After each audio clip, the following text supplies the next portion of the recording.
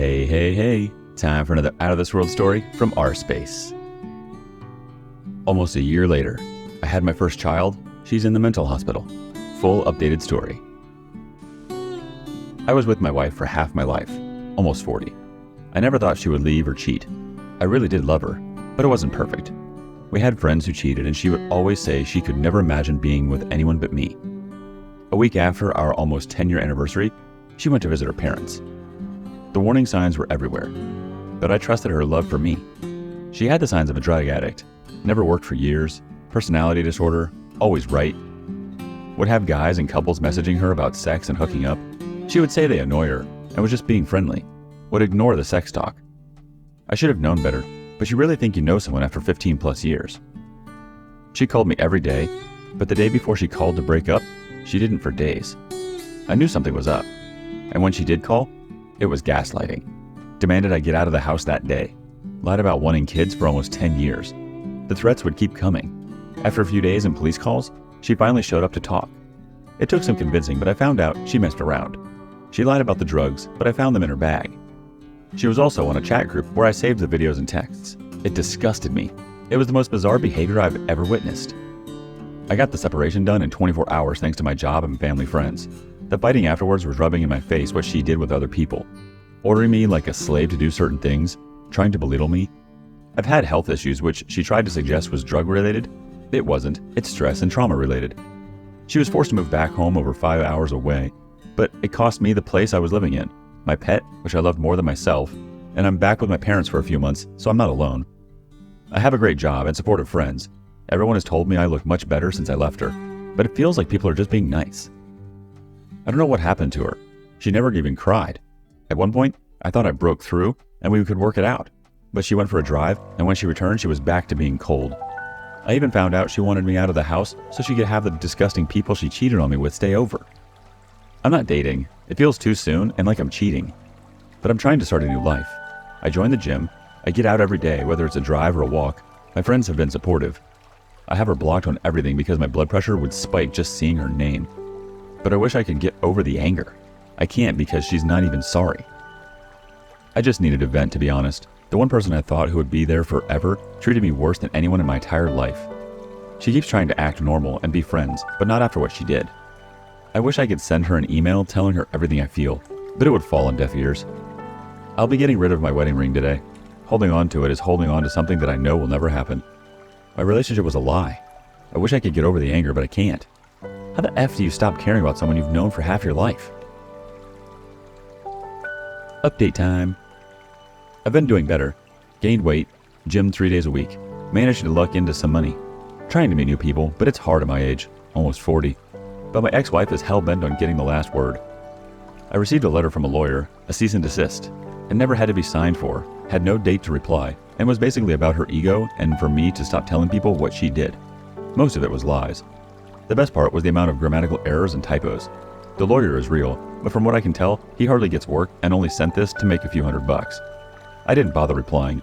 She wanted a reaction and I wasn't giving her one. A few days later, she began harassing a friend of mine I gave her pet to. She doesn't know her, but made it clear she was concerned about the animal's well-being. She never cared about that animal, wanted to get rid of it the day she told me things were over. It feels like a petty move to try and prove she can get away with what she wants or pretend she actually cared. Luckily, my friends will never talk to her. I'm hoping this ends soon. I'm fairly convinced she has a borderline personality disorder. She's on a lot of medication, drinks, smokes a ton of weed, and stays up all night talking to other jobless weirdos. I want to move on, but she only cares about her self-image, to the point where she'll spend hundreds on a crappy lawyer just to block me from doing anything about her talking to my friends. I know she's unwell, but I hope she gets a life or a rude awakening.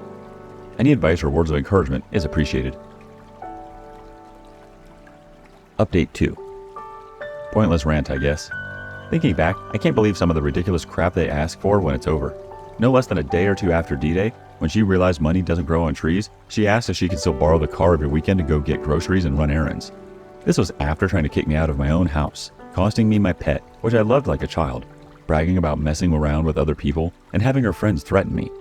She would also demand I lift boxes or dishes and place them in certain spots as a means of control. Not asking nicely, pointing and demanding I do it out of nowhere, asking to borrow equipment and tools, etc. Not sure if anyone experienced something similar, but it's something to look back and laugh at now. Makes me realize what they're really like when you're not something they want. Next update. As much as I tried no contact, we have mutual friends who feel like gossiping. Today they told me my ex-wife is in another relationship. Didn't need to hear that, or want to. As glad as I am to be away from that toxic, cheating liar, it still feels like a punch to the throat. Leaving and saying it's to work on her mental health when obviously that wasn't the case. It feels like the final lie. This will be a hard few days. Edit. Thank you to everyone. Didn't sleep much last night, but everyone's advice and input helped. Next update. I haven't posted in a while. Been 4 months since my estranged wife went scorched earth on our lives. Cheating, abusive, threatening letters, etc. I struggled a lot, concentrated on positive energy, but still suffered panic attacks whenever I was alone with my thoughts, especially at night. I made a post a few months ago about dating, asking if it was too soon. Thanks to everyone for the advice. I went through with it, and I'm happy, really happy. I won't go into too much, but we really connected. We love each other's opinions, always agree on what type of future we want to have, and I've never had sex as physically and emotionally fulfilling as I did with her. We talk every day for hours on end. I know some may think it's too soon, but we connect so well that we have no interest in seeing anyone but each other. It gets better. The end of a relationship only means you can start a new one. I still think about my ex, but without any emotional attachment. Just sad I wasted so much time on her. Sad that her new boyfriend could be a really nice guy and doesn't know what he's in for. But that's not my concern. I'm looking forward to ending this year, holding my new girlfriend in my arms, finally feeling like I have a purpose. You will get through this. Edit. Thanks for the gold. You people are amazing.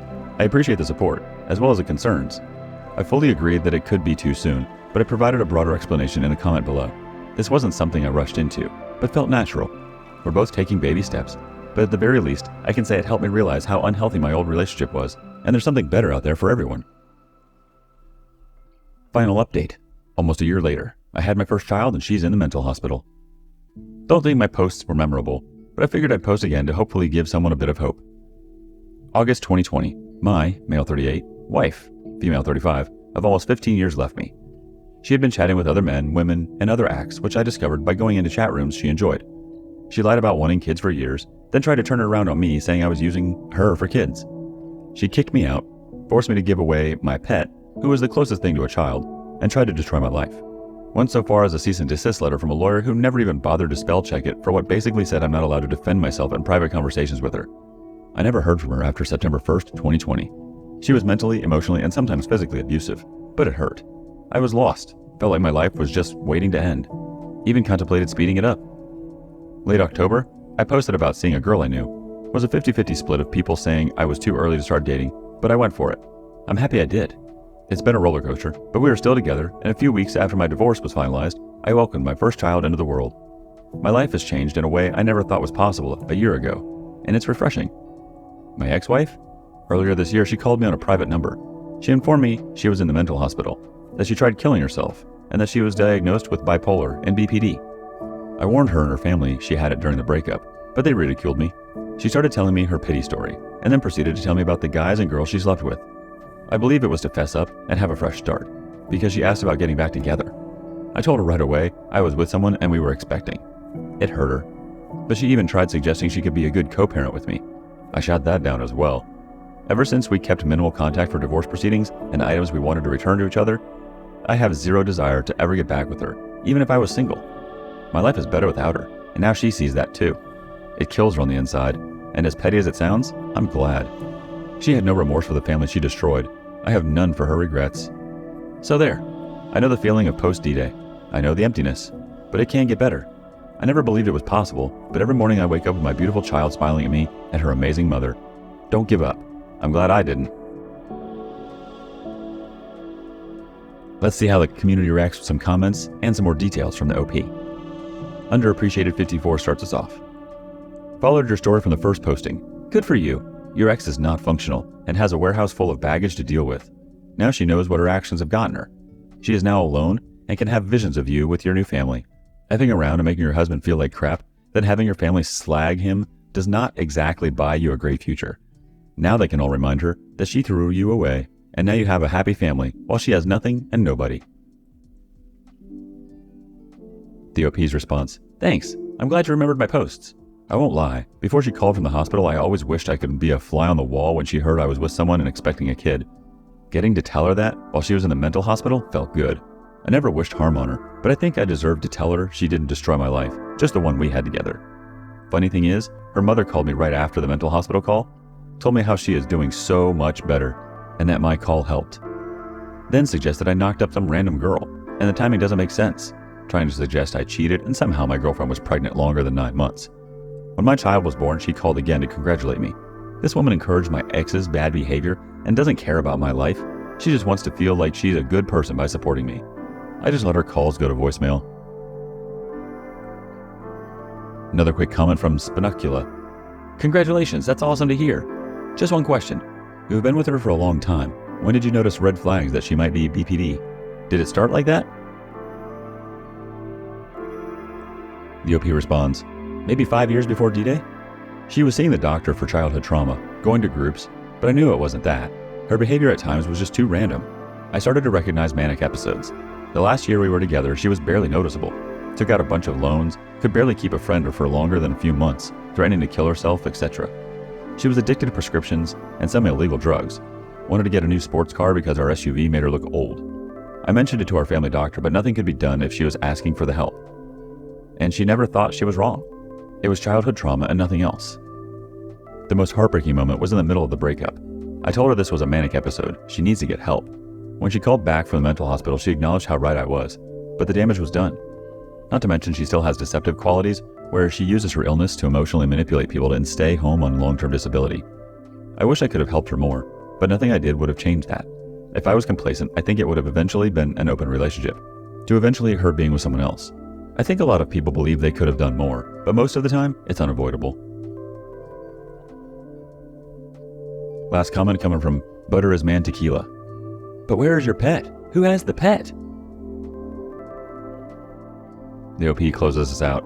Great story. My cat was older, but she was a darling. Everyone loved her, but I had no choice and needed to give her up. A family member had a coworker say she was looking for a cat. I was nervous. My baby deserved only the best. When she showed up at the door, the young lady looked like an angel. My cat is nervous too, but when she came in, they both bonded. My cat is older, so it's amazing she took her. Not only that, but she sends me pics all the time and spoils her. The worst part was hearing her cries when I put her in the kennel and scrubbing her fur out of everything just so I wouldn't fall apart thinking about her. But I got lucky. She went to quite possibly the best owner I could have asked for. And I also gained a new friend.